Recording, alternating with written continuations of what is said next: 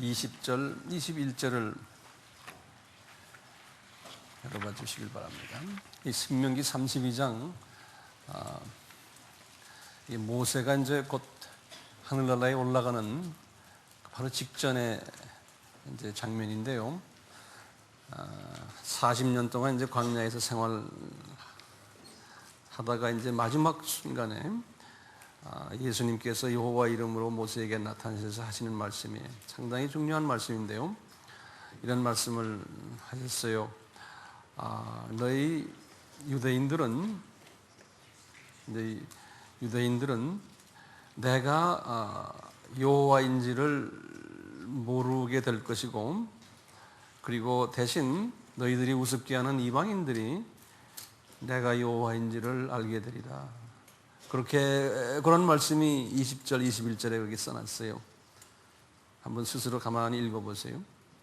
이 말씀이 터닝 포인트인데요.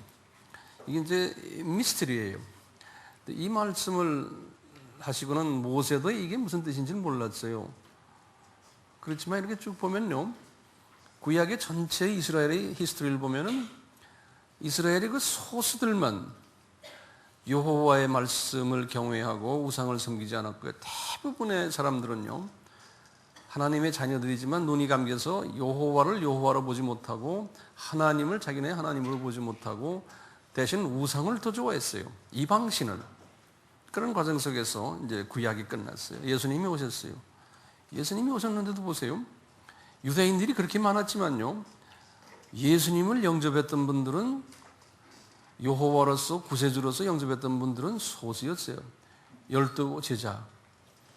나중에 이제 예수님이 부활하시고 40일 동안 따라다녔던 분은 약 한 600명이에요. 그 중에서 이제 그분들에게 말씀하시기를, 너희들 여기에 예루살렘에 머물러 있으면서 내가 약속한 보혜사 성령님을 기다리라는데 그걸 순종한 사람은 120명밖에 안 되잖아요. 그 120명이 이제 오순절 다락방에서 성령 세례를 받았어요. 그리고는 그 120명을 통해서 복음이 누구한테로 갔냐면은 예루살렘에 사는 유대인들에게 거의 안 가고 오순절에 왔다가 예수님을 만난 디아스포라들이, 이민자들이 받았어요. 그러니까 예루살렘 교회의 대부분의 크리스찬들은 디아스포라들이었어요. 그래서 그분들이 3,000여 명 됐거든요. 나중에 5,000명까지 갔어요. 남자만 카운트했으니까 토탈 한 2만 명 정도 되는 것 같아요. 그런데 이분들이요, 12 제자들을 그 사도행전 1장 8절을 말씀을 하셨는데 예루살렘에 머물러 있지 않고 너희들은 나가서 이방에게 복음을 전하라 그랬는데요, 이분들이 안 했잖아요. 12 제자들이 안 하니까 그 교회를 흐트러 버렸어요. 예수님께서요. 그럼 이제 이 기독교의 2000년 역사를 보면요, 사람이 모이면요 교회 커지고 건물 짓고 그래요. 그러다가 그것이 50년 못 가요. 다 무너져 버려요. 왜냐하면 그게 하나님의 뜻이 아니에요.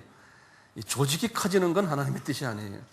이것이 이 수평으로 퍼져야죠. 수직으로 올라가면 안 돼요.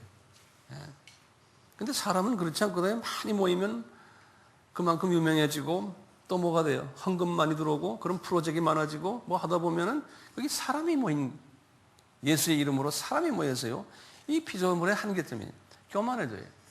그리고 나태해지고 이제 이걸로 자랑하고 예수님 자랑 안 하고 그 조직을 자랑하게 돼 있어요.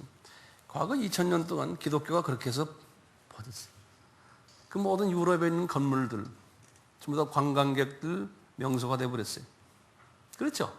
19세기, 20세기 때도요, 영국의 그 유명한 큰 교회들, 뭐 로이드 존슨, 뭐 기타 등등 유명한 목사님들, 그 교회가 교인이 한 3,000명, 4,000명이었는데 지금은 20-30명밖에 없어요. 교회가 이제 개신교 우리 같은 사람들이 영국에 가면 그게 하나의 관광 명소로 돼 버렸어요. 하나님은요, 인간이 그렇게 바벨탑을 쌓으려고 하지만 언젠가는 무너뜨려 버려요. 우리가 가지고 있는 약점이에요. 미국도 그렇게 해서 무너져 버렸어요. 근데 우리나라가 지금 그걸 지금 답습하고 있어요. 저는 외국에서 오래 살면서 내 눈으로 이게 봤기 때문에요, 우리는 그러면 안 된다. 언젠간 다 무너진다. 내 생각에는 앞으로 30년 있으면요, 우리 세컨 제너레이션들, 우리 지금 10살 미만짜리 아이들이 30년 되면 40살 돼요. 그 제너레이션이 우리가 만들어 놓은 이 큰 건물들을 유지 못해요. 우선 겨울 되면 이 난방비가 감당을 못해요. 그러니까 어떻게 해야 돼? 이 지금 유럽에 있는 교회들이 왜 이슬람과 이 타 힌두교에 다 왜 건물 팔아먹는지 아세요? 유지를 못하기 때문에 그러는 거예요. 그러니까 다 임대를 줘. 임대 두다가 그것도 안 되니까 할 수 없이 팔아버리는데, 영국에 있는 교회들, 독일에 있는 교회들 지금 다 힌두교 이슬람 사람들이 사갖고 있어요. 타임진이 여기 지금 이제 많이 나와요. 예, 알죠? 예.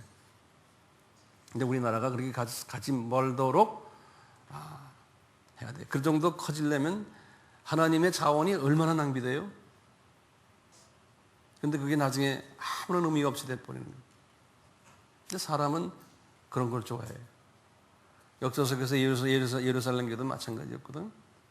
이렇게 유대인들이 복음이 디아스포라로 넘어가고, 그러다 이제 이방인으로 넘어갔는데요. 이제 유대인들이 다 눈이 감겨버렸어요.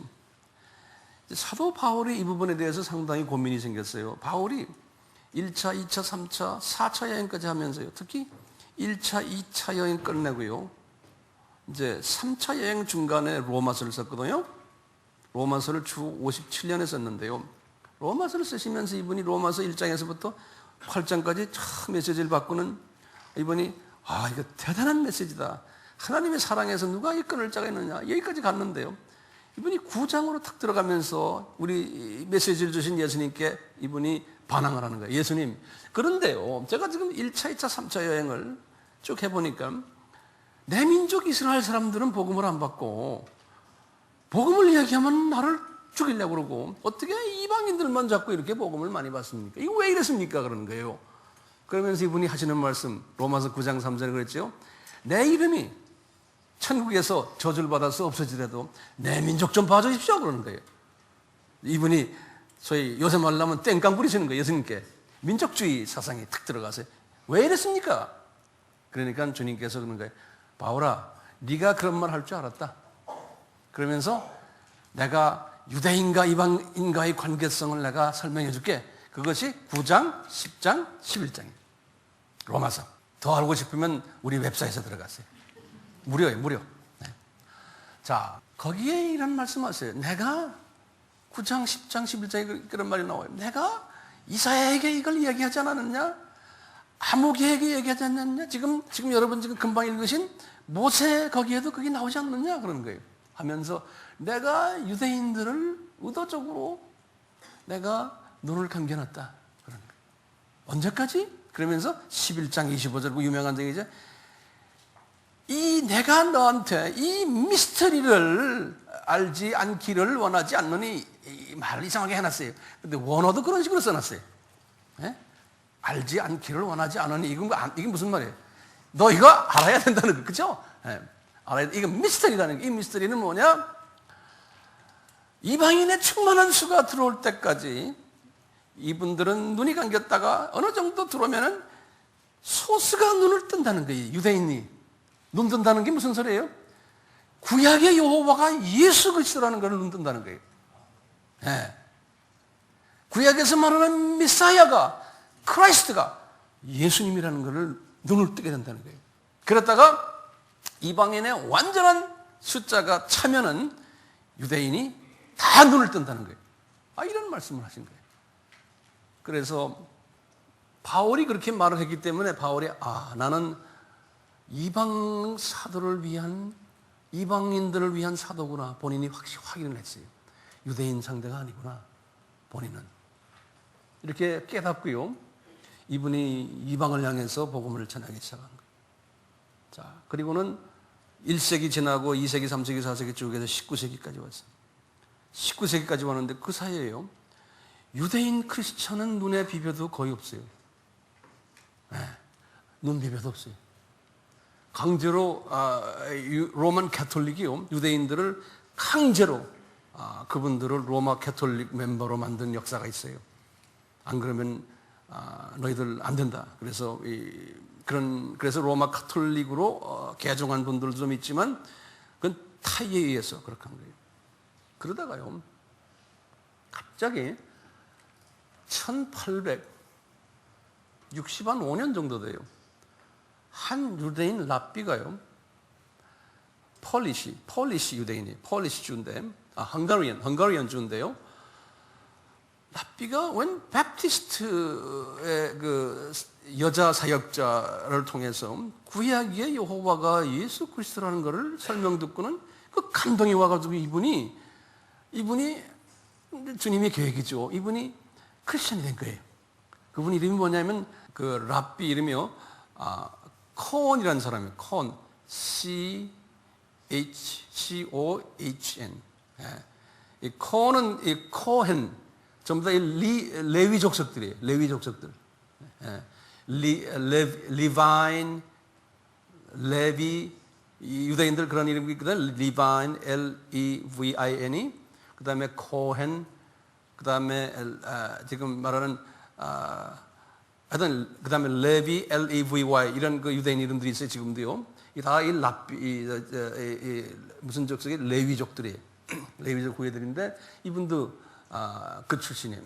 이분이 성경을 더 배우기 위해서 영국에 가서 신학교에 가서 이제 신학교 졸업하고 목사가 돼가지고요, 분명한 메시지를 받고는 이분이 유대인 복음을 내가 해야겠구나 그래갖고 이분이 미국으로 이민 갔어요. 그래서 그게 이제 1890년도 정도. 그때 미국에 이제 뉴욕의 브루클린으로 이민 가가지고, 브루클린 미국에 사는 사람 알잖아요. 그 유대인 지역 아닙니까? 지금도요? 그 당시에도 그런 거예요.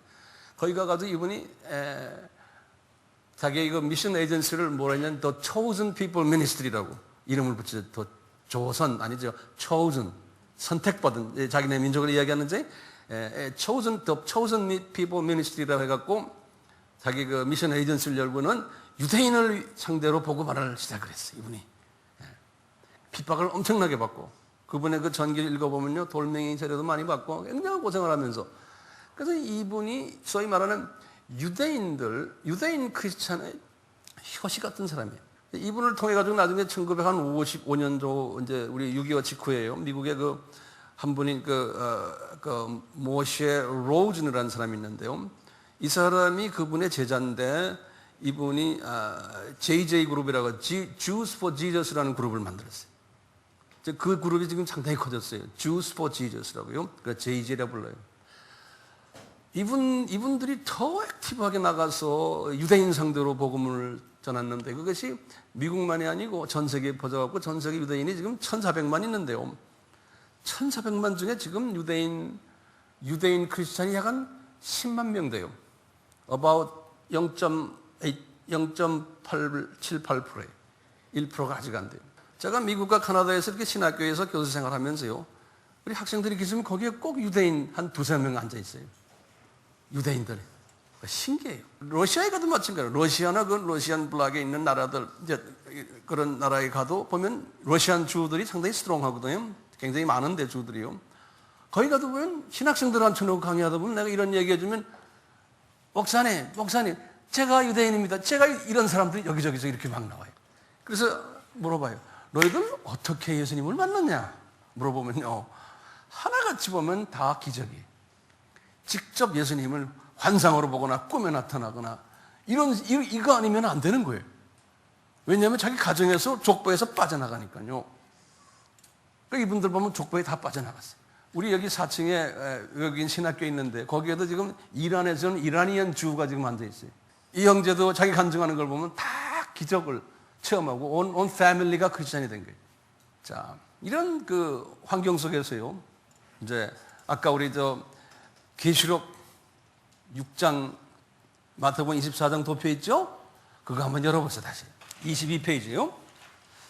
22페이지 그 계시록 6장 7장 거기에 넘버 9 보면요, The Messianic Jew라는 게 나와요. Messianic Jew.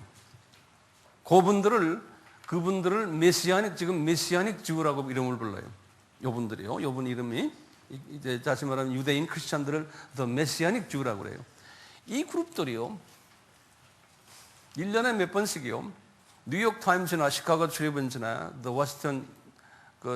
워싱턴 뭐라고 그래요, 그 큰 신문이요, 이런 데요, 풀 페이지 광고네요. 뭐냐면 We are Jews for Jesus. 그래놓군요. The Jehovah God in the Old Testament is Jesus. 그렇게 크게 광고를 내, 풀페이지로. 그게 돈이 얼마입니까? 내 생각엔 한 5만 불 정도 될 것 같아. 한 5천만 원.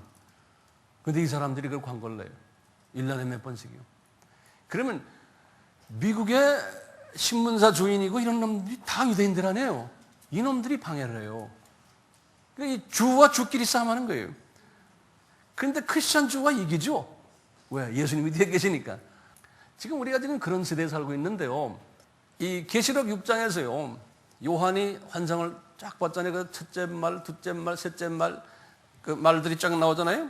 6장의 제일 마지막 부분이 뭐냐면 지진이 일어나고 자연재해가 일어나는 거예요. 예? 그 말 그거 딱 끝나군요. 이제 요한이 이게 환상을 보면서 한 거거든요. 7장으로 들어가는 거예요. 7장의 환상을 딱 보는데요. 요한이 무슨 환상이냐면 큰 화면에요. 총천연색 시네마스코프로 돌비 사운드로 나오는데 12지파가 12,000 해서 14만 4천이 쫙 나오는 거예요. 이 사람이 뭔지도 모르는 거예요. 근데 분명히 유대인 12지파 아무개 지파 12,000 해서 14만 4천 쫙 그림이 나오는 그 환상을 쫙 본 것이 7장 1절에서부터 8절에 한번 열어봐 주세요. 계시록 7장. 네? 요한계시록이에요. 7장 1절에서부터 8절에 그 환상을 쫙 본 다음에요. 그 다음에 9절부터 쫙 보니까요. 뭐가 나오냐면 그 다음 환상인데요. 그 다음 환상이 쫙 나타났는데 뭐냐면 공중 혼인잔치 장면이에요. 9절부터 성경에 거기다 라인을 그어놓으세요. 디바이딩 라인에 8절과 9절 사이가 공중 혼인잔치 장면이 쫙 나오는 거예요. 그러니까 요한이 본 환상이에요. 그러니까 우리가 이렇게 보면 아하 이게 지금 순서가 이렇게 되는구나. 이 메시아닉 주가 14만 4천이 되겠구나. 이 메시아닉 주가 이 숫자가 차면은 그 다음에 예수님이 공중에 나타나시겠구나. 이걸로 우리가 한번 짐작해 보는 거예요. 근데 과거에는 여호와의 증인도 이 14만 4천 우리다. 또는 뭐 많은 신학자들이 이거는 누구다 뭐 별난 소리 다 했는데요. 또 상징적인 숫자다 했는데 이제는 문자적으로 딱 나타나는 거예요. 문자적으로.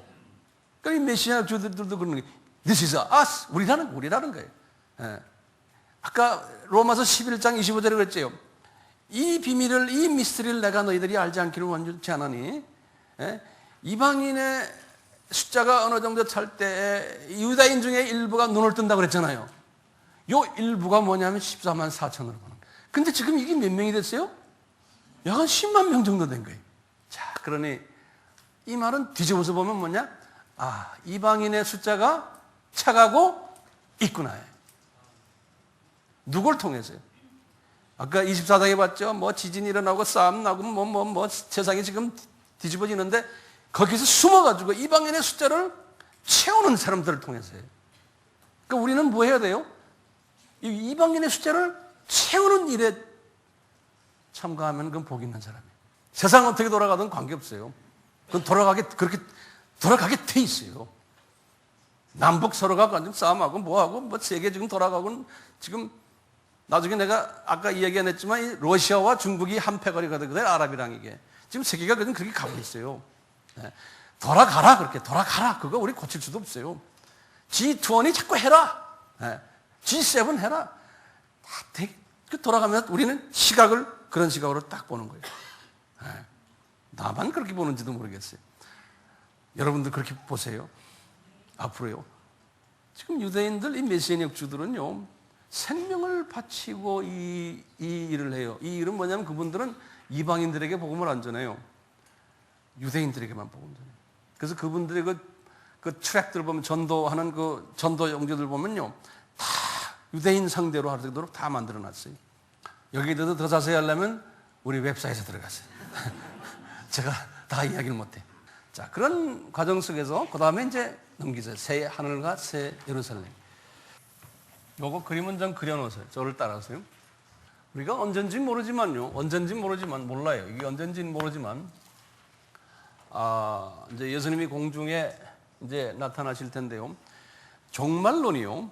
제가 거기 유인물에 적어놨지만, 종말론이 3가지 학설이 있어요.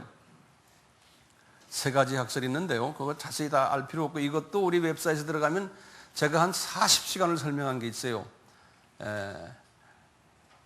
한국말 있죠? 예, 예.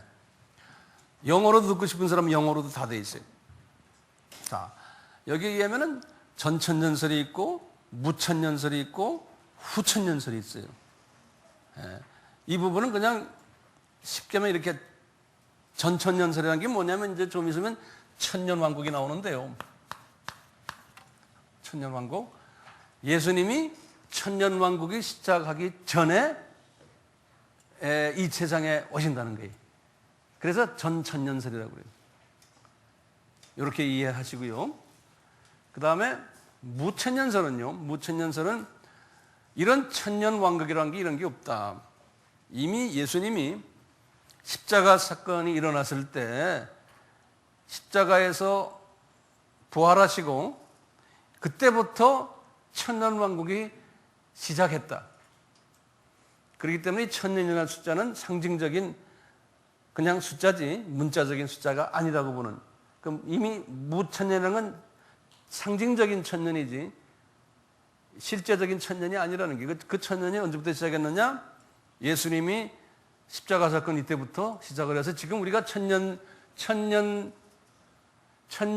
세상에 살고 있다는 거예요. 상징적으로 우리가 지금요. 그 다음에요. 이제 후천년주의는 뭐냐면요. 이 세상이 아주 좋아지는 거예요. 뭐 천국처럼 되는 그런 이상향이 됐을 때에 그때부터 이제 천년왕국이 시작이 된다는 거예요. 그리고 다시 말하면 천년왕국이라는 게 실제로 없고요. 그런 때가 오면은 이미 천국이 시작이고 그때 예수님이 오신다는 거예요. 다시 말하면요. 세상을 천국화 만드는 그때에 예수님이 오신다는 거예요. 우리가 노력을 해야 된다는 거예요. 이 후천년주의는 어떤 분들이 주장하냐면요. 소위 자유주의 사람들이. 그래서 이분들은 세상을 NGO나 또는 UN을 통해서나 이 독재자들 없애버리고 사회 정의를 외치고 사회를 천국화 만들어야 되는 것이 예수님의 뜻이다라고 봅니다. 그래서 반정부 운동하는 사람들 또 뭐 기타 등등 많지 않습니까? 이런 그 사상을 가지고 이 종말론이 사상이 굉장히 그렇기 때문에 우리 사회의 전반에 그 기조를 이루는 게 있어요. 근데 이제 이 무천년주의도 이 자유주의 사람들이 많이 가지고 있고 특히 그 개혁교단이라고 그래서요. 우리나라 장로교가 이 사상을 가지고 있어요. 근데 우리나라에 들어왔던 장로교 미셔너리들은 이 사상이 아니고 전천년주의 사상을 가지고 있었어요. 그래서 우리나라의 장로교지만 장로교의 한 70%의 장로교의 목사님들은 이 전천년주의 사상을 가지고 있어요. 그렇지만 장로교 신학교에서는 무천년주의를 가르쳐요. 예를 들어서 빌리그레암 목사님도 전천년주의예요. 무디도 전천년주의고요.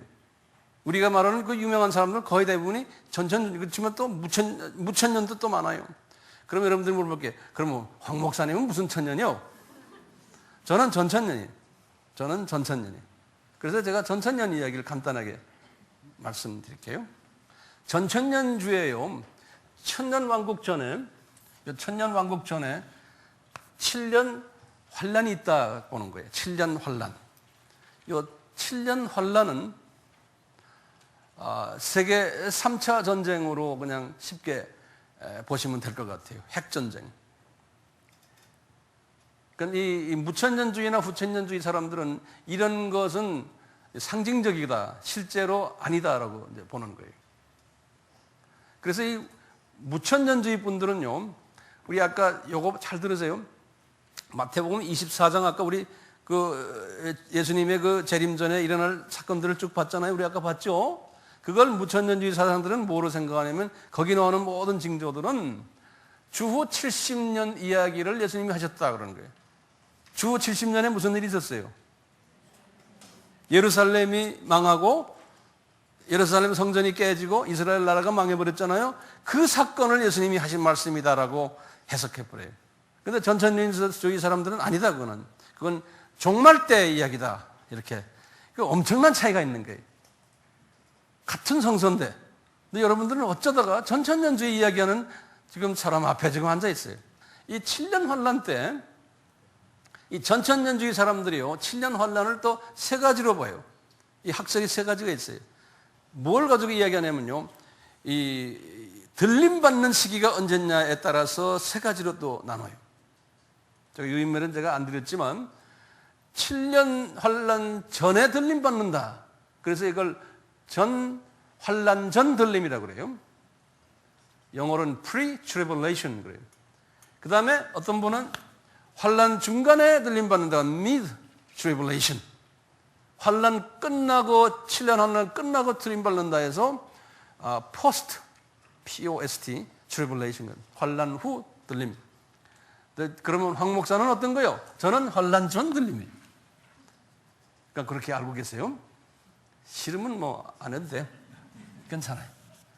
자, 이런 게 그렇게 중요한 게 아니에요. 그렇지만 어느 정도는 알 필요가 있어요. 그 환란 전 들림 받는데요. 이제 들림 받는 시나리오가 있어요. 예수님이 공중에 딱 나타나시면 이제 데살로니가전서 4장 16절, 18, 17절 제가 거기 적어놨는데요. 예수를 믿다가 죽은 사람들이, 그 사람들 지금 어디가 있어요? 예수 믿다가 죽은 사람들. 무덤에 있어요? 낙원에 있죠. 그러니까 우리 믿는 사람들은요, 무덤자리 잘 쓴다 못 쓴다 이거 우리하고는 관계없어요. 추석 때 조상 무덤에 가는 것도 그 진짜 정말로 의미가 없어요. 어떤 의미죠? 왜냐하면 거기 안 계시잖아요. 우리 부모님이 크리스찬이었으면 어디 계세요 지금요? 낙원에 지금 계신데. 그렇지만 뼈는 거기 있으니까 뼈 구경하러 가는 거죠. 그렇지만 우리 문화가 그렇지 않으니까 우리가 가지만요, 그런 생각을 하시면서 가셔야 돼요. 그 중에서요, 이미 세상 떠난 사람들 중에, 낙원에 있는 사람들 중에서요, 특별한 신부감들이 있을 거 아니에요. 헌신된 그런 사람들이 여기에 조인한다는 거예요. 여기에.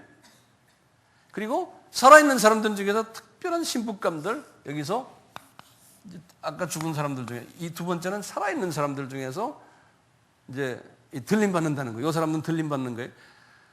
만약에 우리 세대에 예수님이 오신다면 우리는 지금 이 그룹에 들어가는 거예요. 그러니까 이 그룹에 들어가는 사람은 이게 기똥차게 복 받은 사람들이에요. 왜요?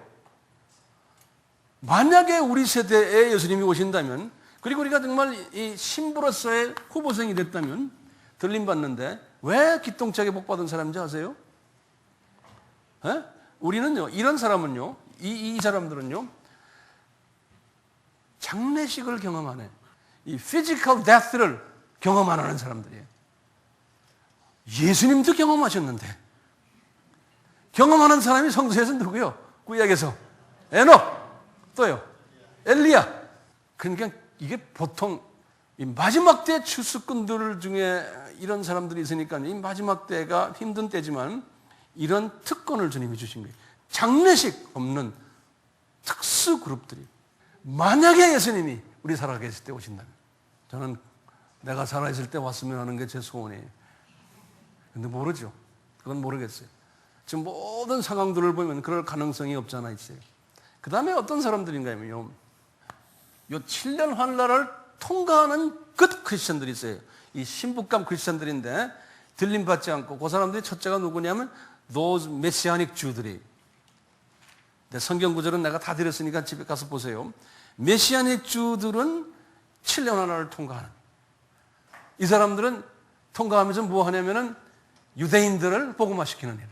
유대인들이 이때, 많은 유대인들이 이때 회개를 하게 돼요. 그러면서 이분들이 메시아닉 주들이 순교를 당한다고 그랬어요. 계시록 20장 이제 4절에 보면 순교당했다가 나중에 예수님이 신부들과 같이 내려올 때 이분들이 부활한다고 그랬어요. 그 다음에 또 한 그룹이요, 우리 이방인 크리스찬들 중에서 믿음이 좋은데 순교자 반열에 있는 크리스찬들이 있어요. 이 순교자 반열에 있는 크리스찬 그룹도 이때 마지막 추수 일을 하다가 순교당하고 예수님이 내려오실 때 이분들도 부활해서 예수님과 만난다고 그랬어요. 그러니까요, 예수님을 만나는 그룹이 무슨 그룹이에요? 1번, 2번, 3번, 4번 그룹. 요 사람들이 이 천년왕국 때 왕노릇 한다고 그랬어요. 요 분들이.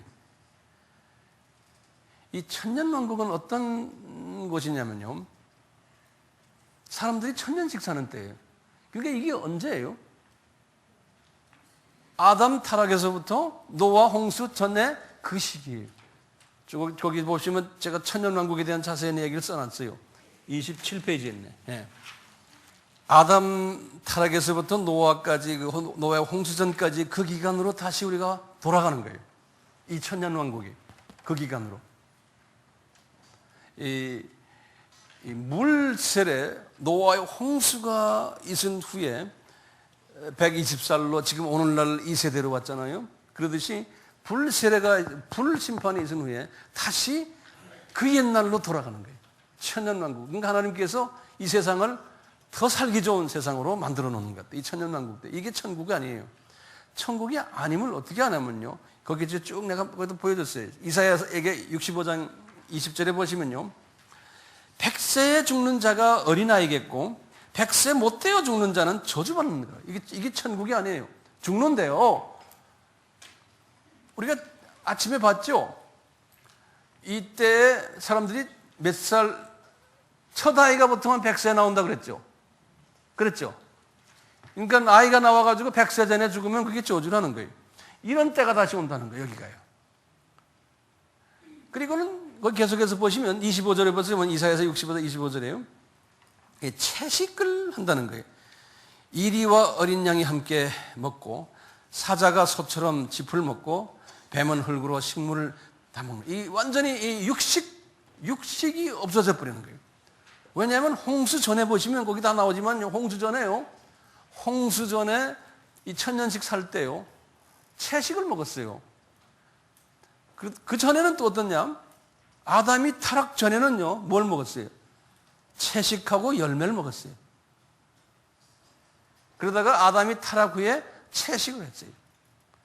그러다가 홍수가 딱 끝난 후에 뭘 먹었어요? 육식 먹었어요.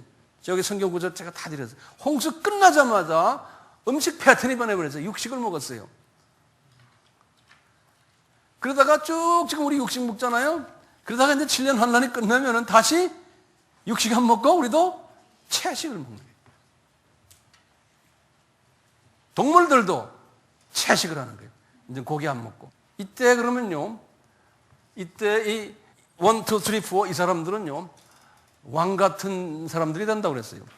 그러니까 다시 말하면 저는 이렇게 생각하는 게, 주님께서 이 지구를 새롭게 만들어서 이 그룹들에게 아프리카의 한 나라를 주고, 그래서 이제 아프리카의 프라임 미니스터 되고, 어느 나라의 왕 되고, 어느 나라의 수상 되고, 대통령 되고, 아마 크리스천들이 다 지배하는 모양이에요. 저는 그렇게 연상을 해요. 예수님께서 왕으로 오신다고 그랬거든요. 그 주님이 각 나라를 막 이렇게 주시는 것 같아요. 여기 앉아있는 분들이요. 익사이딩 하지 않아요? 안 한 것 같아요. 얼굴 보니까. 성서 말씀을 그냥 문자적으로 보면 그런 거예요. 거기 이제 그런 얘기가 쫙 나오는데요. 예수님이 이렇게 7년 환란 끝나기 직전에요. 무슨 일이 있냐면은 미가엘 천사를 통해 가지고요. 그 사탄, 옛날 루시퍼요. 제일 높은 놈이요. 그 놈을 음부에다 집어넣는다고요. 잡아서. 그리고는 1000년 동안 가둬놓는다고 그랬어요. 1000년 동안. 그러다 1000년이 끝나면은 반드시 다시 놓는다고 그래요. 내놓는다고 그랬어요. 계시록 20장에 그 성경에서 다 드렸거든요. 그러면 나머지 그 똘마니들은 어떻게 하느냐? 똘마니들은 그때 천년왕국 때 왔다 갔다 하고 노는 모양이에요. 그렇지만 최고 사령관이 없으니까 힘이 좀 약하겠죠.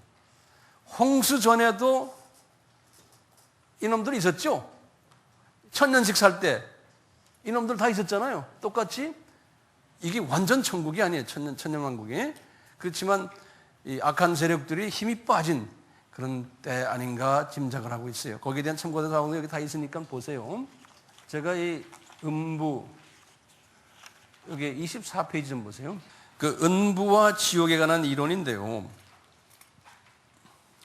음부가 이름이 여러 개 있어요. 그 두 번째 보시면 음부의 여러 이름들. 한국말로는 무제갱, 에비스라고 하기도 하고요. The bottomless pit. 바텀레스가 밑바닥이 없는 핏 구멍이라. 그래서 무저갱이라는 거예요. 그대로 한국말 번역한 거 무저갱. 에비스란 건 어두운 곳이란 뜻이고요. 그 다음에 이제 하데스라고 헬라 말인데요. 누가복음에 그렇게 써 있고요. 그 다음에 또 창세기나 민수기에 보면 음부라고 그래서 그게 이제 히브리 말로는 시올이라고 그래요. 근데 그걸 그대로 또 스올이라고 한국말로 번역한 것이 요나서에 나오죠. 스올. 이렇게요. 네 가지로 번역이 되어 있어요. 음부는. 근데 성서에 보면 이 음부하고 지옥하고는 또 달라요. 우리는 그걸 막 섞어서 쓰는데요. 그거 섞어 쓰기 때문에 혼돈이 와요. 지옥은요. 제가 6번을 보세요. 제일 밑에. 지옥은 헬이라고 그러고요. 게헨나라는 뜻이에요. 이건 게헨나라는 뜻은 쓰레기장이라는 뜻이에요. 그리고는 이 헬은요. 불과 유황못, 불과 유황으로 타는 못, 이게 계시록에 나오는 말로 이렇게 표현이 되어 있어요. 이건 뭐냐면 음부는요. 비신자들이 죽으면은요. 가는 임시 대기소로 생각하시면 돼요. 쉽게 생각하면. 거기도 유황불이 있고 다 있어요. 그렇지만요, 나중에 이제 이 천년왕국이 끝난 다음에 이 음부에 있는 사람들을요, 전부 지옥으로 옮긴다 그랬어요. 성서에 보면 그렇게 나와 있어요. 계시록 20장, 나중에 좀 이따가 이제 그걸 볼 거예요. 근데 두 가지 음부 학설이 있어요. 음부를 방이 두 개 있다라고 보는 그런 학설인데요. 그걸 이제 그 누가복음 16장 19절에서 31절에 나오는 나사로와 부자와의 그 비유 있죠? 그 비유를 가지고 학자들이 이야기를 해요. 뭐냐? 나사로는 아브라함의 품에 들어갔고 부자는 음부에 들어갔다 그래서 음부에 하데스로, 그때 하데스라고 써 있어요. 그럼 도대체 아브라함의 품은 뭐고 하데스는 뭐냐? 근데 서로가 보이는 거예요. 그런데 서로 건너갈 수가 없는. 그런데 말소리도 다 들리고 서로. 그래서 이제 신학자들이요. 아브라함의 품은 유대인들이 죽어서 들어가는 곳이구나. 왜냐하면 유대인들이 구약 때는 예수님을 영접 안 했죠. 십자가 사건이 끝난 후에도 소수만 예수님을 영접했지 안 했잖아요. 그러니까 크리스천들이 아닌 거예요. 구원이 없는 거예요. 그렇죠? 예수님을 부인하니까요. 그렇지만 이분들은 언젠가는 어디가? 언젠가는 다 구원한다고 그랬거든요. 로마서 11장 26절에요. 그러니까 언젠가는 구원하지만 당분간은 낙원에 안 가고 아브라함의 품으로 가는 모양이에요. 근데 더 좋은 음부 모양이에요. 다른 음부보다. 그래도 거기는 에어컨도 있고 다 있는 모양이에요. 네. 아브라함의 품에 있다고. 그래서 저쪽 음부에 있는 분들이 우리가 이쪽 왔으면 좋겠다고 그랬어요. 그 이제 신학자들이 하나의 이론인데요. 참고로 알고 계세요. 그러다 나중에 이제 이분들이 구원받을 때는 그 음부에서 낙원으로 옮기신다. 하나의 논리니까요. 그렇게 이제 이해하시고, 이 이야기하면 재밌는 이야기들이 많아요. 우리가 평소에 의문들 나는 것, 이 부분을 우리가 이제 해석을 하면서 좀 문제들이 해결받을 부분들이 좀 있어요. 자, 그럼 제가 하나 여쭤볼게요. 예수님 십자가 전에 죽은 사람들은 어떻게 됐어요? 십자가 전에 죽은 사람들, 유대인이나 이방인이나 다 어디 갔겠어요? 음부에 갔겠죠. 그렇죠? 그런데 그렇기 때문에 우리 다 알다시피 예수님이 십자가 달려서 3일 동안 베드로에게 말씀하시기를 음부로 내려가셨다 그랬죠, 예수님이요. 그게 성서에 여기 나오죠. 거기는 음부방문, 거기 네 번째 보면 베드로전서 3장 19절, 에베소서 4장 9절, 시편 139.8이 여기 다 나와요. 내려갔다 그랬어요. 내려갔다 그랬으니까 전부 다 음부로 내려갔다 그랬으니까 지옥으로 내려갔다니까 분명히 위치가 이 땅 밑에 있는 거예요. 땅 밑에 있는 거예요. 음부의 그 위치가요.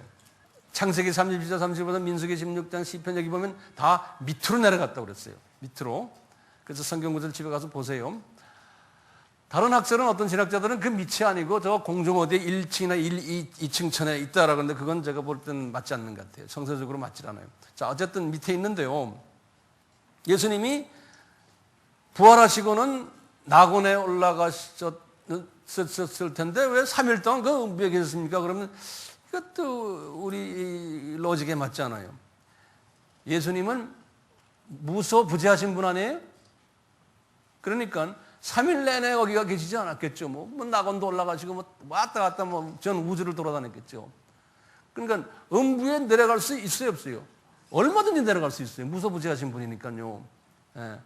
그 음부에 내려가서 뭐 하셨나? 옥에 가서 그분이 메시지를 전했다고 그랬어요. 무슨 메시지를 전했을까요? 그랬을 거예요. 얘들아, 창세기 3장 15절 말씀 때문에 이렇게 해서 내가 죽었다가 지금 살아났다. 얘들아, 알겠니? 고마워요 하는 사람 분명히 있겠죠. 예? 그런 사람들은 고마워요 하는 그 순간에 다 어디를 갔겠어요? 전부 낙원으로 올라갔을 거예요. 하여튼 예수님 오시기 전에 문제는 다 해결됐어요. 그러니까 우리 선조들도, 예? 모든 사람은 아니지만 저는 칼빈주의를 선호하는데요. 선택받은 사람들은 이미 다 그 문제가 해결됐어요. 자, 그러면은 십자가 사건 이후에 유대인들이나 중동 사람들이나 북아프리카나 복음을 사도 바울 때나 미리 받은 사람들, 그런 사람들은 좋지만 나머지 사람들은 어떻게 됐나 이게 복음을 우리 아시아 같은 데는 200년 전에 왔으니까요. 인도부터 시작해서 복음이 들어온 건 200년밖에 안 됐거든요. 그럼 그 전에 죽은 사람들은 어떻게 됐나 이게요. 여기에 대한 문제가 있다. 골치 아픈 문제가 있어요. 이 문제를 이렇게 한번 풀어봅시다. 그 전에 죽은 사람들, 복음을 복자도 모르고 예수의 예자도 모르는 사람들이, 죽은 사람들이 엄청나게 많을 거예요. 근데 그런 사람들 중에 분명히 주님께서 선택한 사람들이 있었을 거예요. 그렇죠? 그럼 그 사람들 어떻게 했겠어요? 예수님이 무소부재하시니까 아마 때를 따라서 그 동네 내려가셨을 것 같아. 심심하시면 내려갔을 것 같아. 내려가서 야 커피 한잔 하자. 야 내가 너희들 위해서 죽었다. 아 고마워요. 휙 올라가. 아마 그랬을 것 같아요. 근데 우리 짐작이죠. 그러니까 이분은 공평하신 분 아니에요. 분명히. 그러니까 앞으로도 마찬가지. 우리 미전도 족속이 다 복음화가 돼야 되지만 우리에게 그냥 짬만 주신 거죠. 예? 우리가 최선을 다하지만 아직도 복음을 못 듣는 사람들 분명히 있을 거 아니에요. 지금 그렇잖아요. 주님이 니네 너 최선만 다해라. 나머지는 내가 알아서 할게. 그분이 하실 것 같아요. 그러니까 우리는 최선만 다하면 될 것 같아요. 왜냐하면 이 천년왕국이 딱 끝났거든요. 계시록 20장을 좀 열어봐 주실래요? 이 계시록 20장이 이 천년왕국에 관한 이야기들이에요. 네. 계시록 20장을 쭉 보시면요. 거기 1절, 2절, 3절을 보시면 그래서 이 반드시 이 음부에 집어넣었다가 천년왕국이 끝나면 반드시 다시 끄집어내리라고 그랬어요. 이놈을요. 이놈을 끄집어내가지고요. 그 다음에 성서를 보시면 요놈들이 뭐 하냐면요. 요놈이 나와가지고요. 소련하고 27페이지 거기 7번 보세요. 27페이지에 7번에 천년왕국이 차면 사탄을 음부에서 풀어놓는다. 3절과 7절에 20장. 직접 눈으로 한번 보세요. 계시록 20장 3절 보세요. 거기 써 있죠? 그 다음에 7절 보세요. 7절. 풀려난다고 써 있죠? 그 다음에 8절부터 보세요. 8절만 보시면요. 풀려나가지고 누구한테 지금 유혹을 주냐면 누굴요? 거기 보면 곡과 마곡이라고 그랬죠. 이 곡과 마곡이 소련이 오늘날 소련과 소련 연방이 모든 신학자들이나 이거 다 말해요. 이제 웹사이트에 들어가 보세요. 이런 거에 대해서 이야기하는 데가 많아요. 곡은 GOG예요. 마곡은 MAGOG. 옛 소련의 이름들이 이렇다는 거예요. 그래서 이제 에스겔서 38장에도 보면 똑같이 나와요. 곡과 마곡이. 그러니까 이때 보면 이 소련과 소련 연방 국가들을 이놈이 미혹해가지고요. 이제 마지막 전쟁이 일어나는 거예요. 마지막 전쟁. 이 천년왕국 딱 끝나면요. 이게 세계 4차 전쟁 같아요. 4차 전쟁. 마지막 전쟁이 일어나면서요. 이때의 이 전쟁을 통해 가지고 에스겔서 38장, 39장, 40장 보면은 이때 마지막 추수일을 한다고 그랬어요. 이걸 통해 가지고요. 그때 주님이 원하시는 분들 마지막 이제 하베스트 하나님께서 하실 분들이 이때 다 하베스트가 되는 거예요. 그러니까 엄밀한 의미에서는 마태복음 24장 14절에 그제서야 끝이 오리라 할 때 이 끝은 모든 족속이 이제 복음화가 될 텐데 그제서야 끝이 오리라 할 때 그 끝이 엄밀한 의미의 끝은 이때 같아요. 제 생각에. 네. 이때 같아요. 자, 그리고요, 요까지만 우선 이게 좀 조금 복잡하지만 좀 디스커션 하세요. 예? 제가 너무 많은 것을 한꺼번에 드려서 아마 취하실 것 같아요. 자, 우선 말이죠. 우선 이 도표를 좀 보세요. 아담이 타락을 해서요. 아담이 타락을 해서 예수께서 오시는 이때까지가 4,000년인데 매 1,000년마다 유명 인사들 한 분씩 있어요. 매 1,000년마다.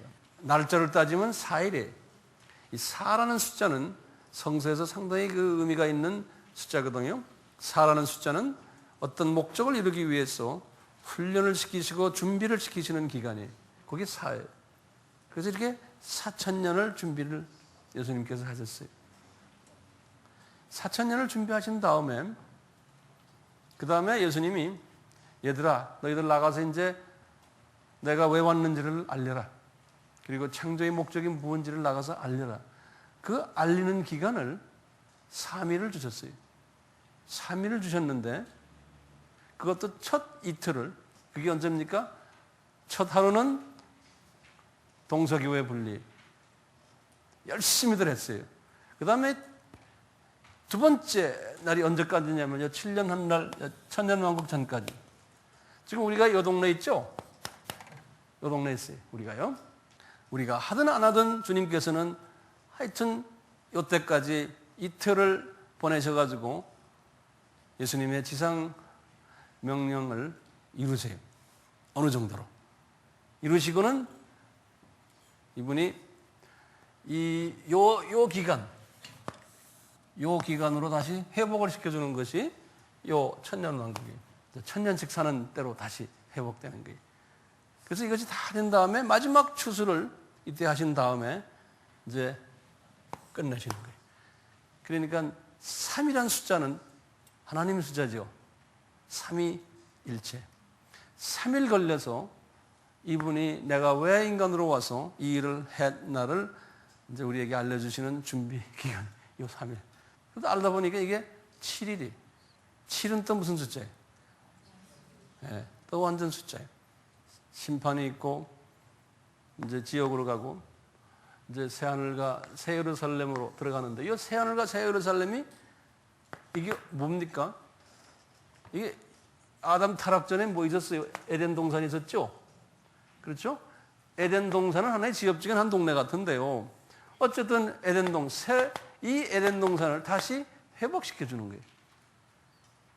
자, 회복시켜 주시는데 여기에는 사탄이 있었는데 저기에는 사탄이 없어요. 사탄 이 동네로 보내버렸어요.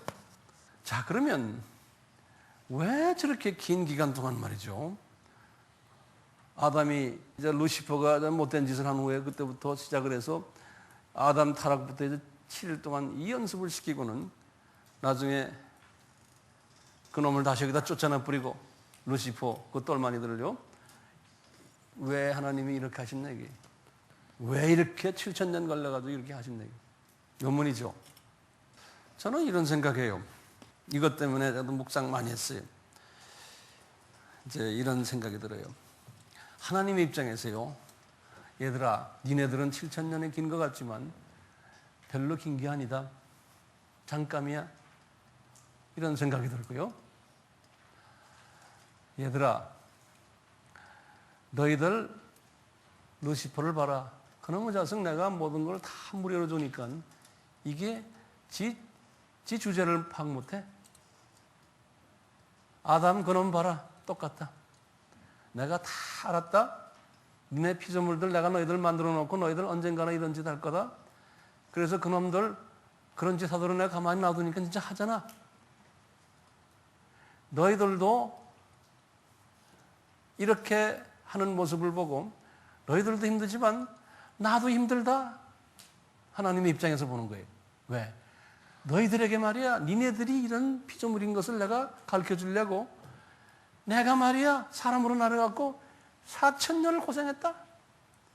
가끔 아담에게 여호와라는 이름으로 내려와 아담 그 후에 모든 사람들 얘야 하고 그 다음에 나머지 3,000년 나도 니네들 사람 만들려고 7,000년 나도 고생했다. 예수님의 입장에서 보는 거예요. 왜 이렇게 하는지 아느냐? 니네들도 고생했지만 나도 고생했어. 너희들 말이야, 이제 좀 내 뜻 알겠니? 내가 왜 만들어 놨는지, 왜 니네들을 왜 만들어 놨고, 우주를, 이 만물을 왜 만들어 놨는지 아냐? 너희들과 말이야 같이 재밌게 지내려고 하는데, 니네들이 까분다. 피조물 놈들이. 그래서 피조물 놈들아, 니네들 말이야, 내가 이런 아픔을 경험하면서 너희들에게 내 마음을 좀 주고 싶다. 이제 알겠니? 알겠어요. 사탄 이놈아, 이리 와. 여기다 집어버리고 여기서 이제 우리 재밌게 살자. 이제 알겠니? 알았어요. 그리고는 여기서 이제 재밌게 살고 싶으셔서 하나님이 그렇게 하시는 것 같아요. 우리가 볼 때는 7,000 years, too long! 예수님이, 야 임마, 그건 그냥 하나의 점이야. 이렇게 생각하시는 거예요. 그러니까 니네들 진짜 행복을 느끼려면 어떻게 하면 되니? 내가 너희네들을 만들어 놓고, 아담 후손들아, 너희들한테 내가 뭘 줬니? 너희들 말이야, 내가 만들어 놓은 이 우주를 니네들이 잘 케어해라. 그거 케어하면, 그 다음에 케어하면서 항상 내 생각해라. 당신은 창조주시군요. 우리는 피조물입니다. 항상 이 생각하면서 같이 지내자. 그러면 내가 니네들에게 부동산 마음껏 다 주고, 니네들 압구정에 아파트 필요하면 다 줄게. 뭐 좋은 학교 다 보내줄게. 니네들 원하는 거 다 해줄게. 이런 우리 세상적인 생각이에요. 하나님이 주시는 그 엄청난 행복을 내가 다 느끼도록 해줄게. 그러니까 이 관계만 정립하자는 거예요. 이 관계를 정립을 안 하기 때문에 이 7,000년 이 훈련했다 우리. 이제는 이런 거 우리 다시 하지 말자. 그런 거예요. 다시 하지 말자. 그러니까 아마 안 하게 하시는 거예요. 그러니까 사탄 저놈을 저기다 집어넣어. 저놈 또 풀어놓으면 고민해. 그냥 이제는 우리가 안 할 것 같아요. 이제 새하늘과 새 예루살렘 때 들어가면요. 그러니까요. 거기 들어가면 어떻게 살까요, 우리가요? 난 그걸 상상을 해요. 거기 들어가면요. 이제는 질투도 없을 거고, 그 얼마나 지겨워요. 우리 살면서 지금요. 위험도 없을 테고, 다툼도 없고, 경쟁도 없고, 걱정, 근심, 스트레스, 좌절 없는 거예요. 기똥찬 사회. 거기는 뭐가 있어요? 이 창조주와 피조물 간의 관계만 잘 정립하면요. 이 창조주가 우리에게 내리시는 사랑, 그 사랑을 내가 받아서 막 우리 형제자매들에게 나눠주고, 희락, 평화, 화평, 자비, 양선, 그냥 기가 막힌 거예요. 고린도전서 13장의 그 사랑, 그 내용 그대로 서로 오래 참고, 서로 온유하고, 질투하지 아니하고, 자랑하지 않아요. 물에 행치 않지, 자기 유익만 구하지 않고, 기가 막힌 사회죠. 모든 것 다 참아주고, 믿어주고, 바라주고, 견디는 사회. 기똥찬 사회가 저 사회 아닙니까? 에? 그렇게 살 것을 생각하니 기가 막힌 거예요. 그런데 저 사회가요, 계급사인 거예요. 성서에서 분명히 말했어요. 어떤 사람이 높은 계급에 있느냐? 지금 회복하는 일이에요. 회복하는 일에 동참한 사람들이. 이 회복하는 일에 동참했다는 다른 말을 표현하면요, 창조의 목적에 부합되려고 거기 부합하는 일에 동참했던 사람들, 이런 사람들 주님이 높이시겠다는 거예요. 지도자로 만들겠다는 거예요. 근데 여기 보시면요, 성서에 보시면 1층 천, 2층 천, 3층 천이 있어요. 성서에 보시면 바울이요, 고린도 후서 12장 2절과 4절에 그랬어요. 내가 3층 천 구경했다. 근데 그 3층 천이 4절에는 낙원이다 그랬어요. 그러면 3층 천이 낙원이에요.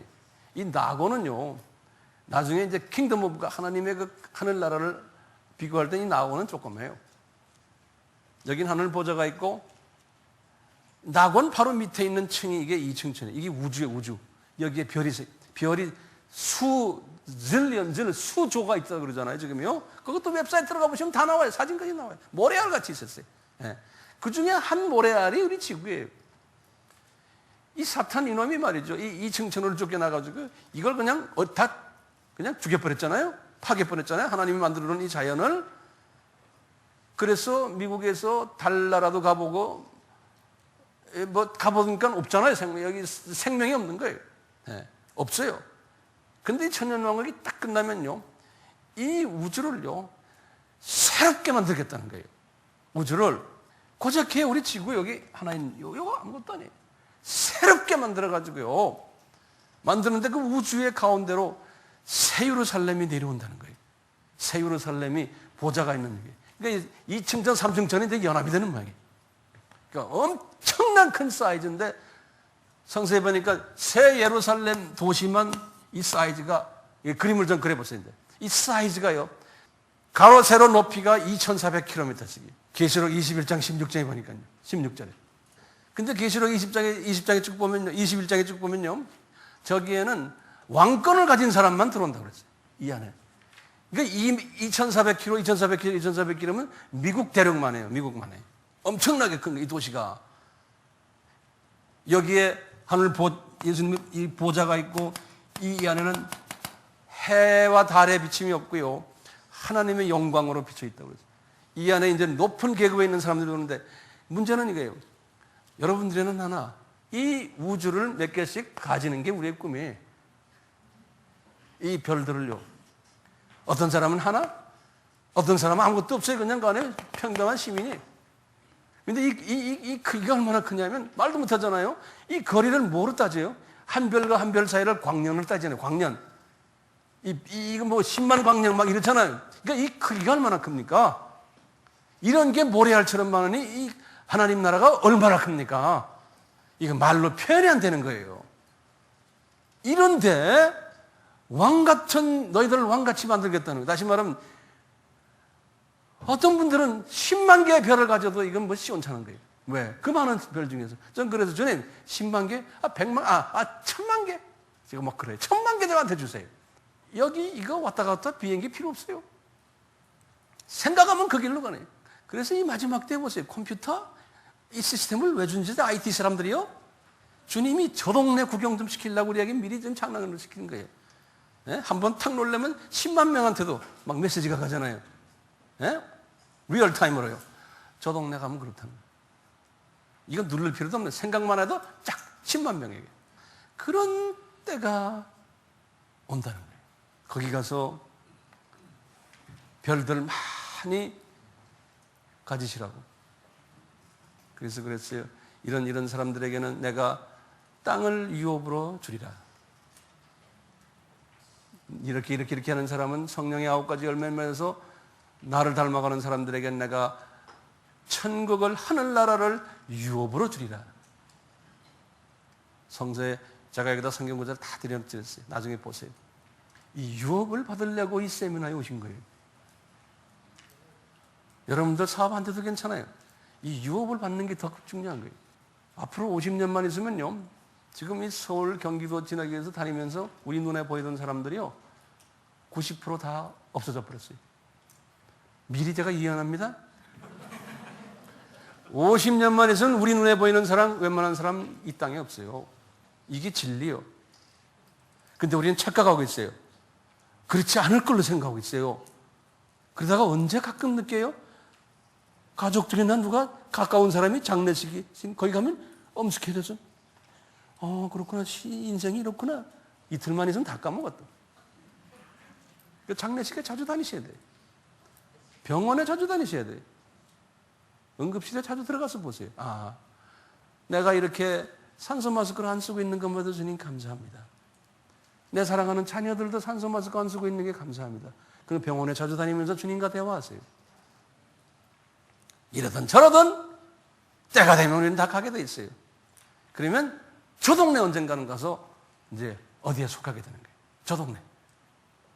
이것을 요한이 미리 다 본 거예요. 계시록 21장, 22장에. 이 비전을 가지고 사세요. 저는 이 비전을 딱 보고요, 세상을 놔버렸어요. 주변 사람들이 당신 돌았어.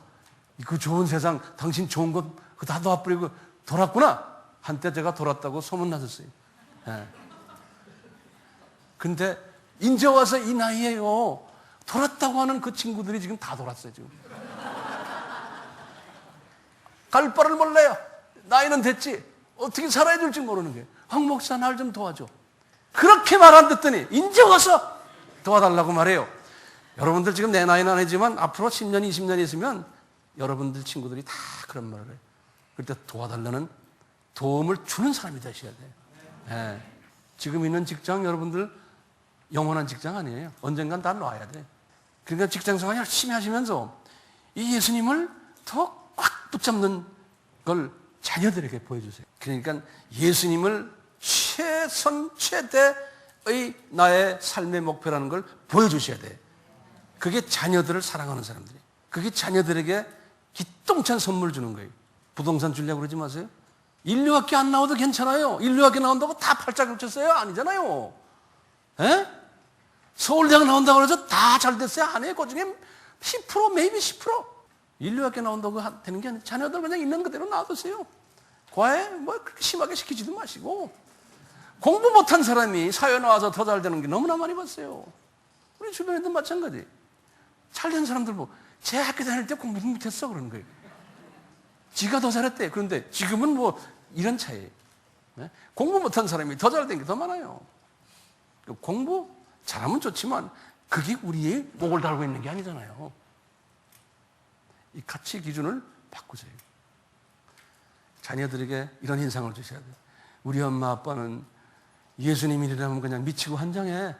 회사에서 그냥 11조가 아니고 12조, 13조 막 꺼내. 우리 아빠 엄마는 선교라 그러면 눈이 돌아가지고 선교지만 돌아다니려고 그러고 그것 때문에 그냥 우리 엄마가 그냥 막 울어 어떤 때는 우리 아빠 돌았어. 막 이런 소리를 들으셔야 돼요.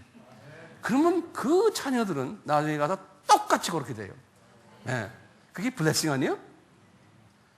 저는 이런 생각이에요. 내가 주님 오시기 전에 주님 나라에 간다라고 생각했는데 제 장례식을 항상 생각해요.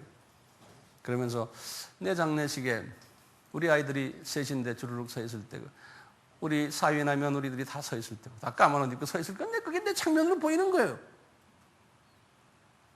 그리고 주변에 나를 알던 사람들이 장례식에 와서 봉투 하나씩 놓고 갈 거 아니에요?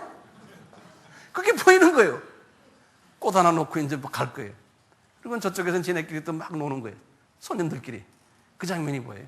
어떤 사람이 와서 우리 자녀들에게 물어보는 거예요. 너희 아버지 어떤 사람이었냐? 그럴 때 우리 자녀들이, 우리 며느리, 내 사위, 내 아들, 딸들이 우리 아빠요, 예수님만 미치게 사랑하다가 예수님한테 갔어요. 나는 그 소리를 우리 자녀들이 하기를 기다리고 있어요. 여러분들도 그런 사람 되기를 주님의 이름으로 축원합니다. 아멘. 네. 우리 같이 기도합시다. 예수님, 메시아닉 주들이 10만 명이나 된다고 우리에게 보여주시고 언젠가는 주님이 이 땅에 내려오실 터인데 내려오기 전에 어떤 일들이 일어날 것을 우리에게 다 보여주셨습니다. 7,000년이라는 긴 세월이지만 우리 주님이 보실 때는 하나의 점임을 저희들이 알고 있습니다. 이 7,000년이 끝나면은 우리 주님이 우리에게 분명히 말씀하실 겁니다. 얘들아, 너희들 그동안 나도 고생이 많았다. 이제 너희들 내 마음을 알겠지? 이제 새 하늘과 새 땅에서 새 예루살렘에서 이제는 이런 거 다시 하지 않고 우리 멋있게 지내자.